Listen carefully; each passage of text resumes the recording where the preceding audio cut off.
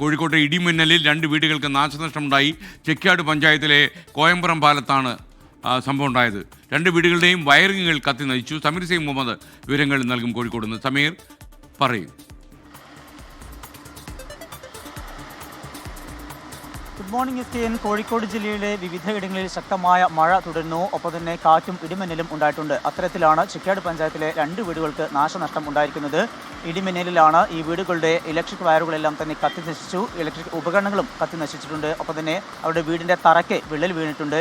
കൂടാതെ അവിടെയുള്ള അതിൻ്റെ താഴ്ഭാഗത്തുള്ള ഈ പാളികളെല്ലാം തന്നെ ഇളകി മാറിയിട്ടുണ്ട്. ടൈലുകളെല്ലാം ഇളകി മാറിയിട്ടുണ്ട്. ഈ വിധത്തിലുള്ള നാശനഷ്ടമാണ് ഉണ്ടായിരിക്കുന്നത്. തുണ്ടിയിൽ ശ്രീധരൻ, ശാന്ത എന്നിവരുടെ വീടുകൾക്കാണ് നാശനഷ്ടം ഉണ്ടായിരിക്കുന്നത്.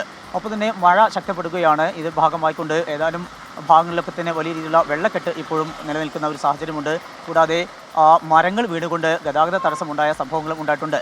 മഴ ശക്തി പ്രാപിക്കുന്നു. അതോടൊപ്പം ഉണ്ടാകുന്ന കാലവർഷ കെടുതികളും ശക്തമാവുകയാണ് എസ്കെഎൻ.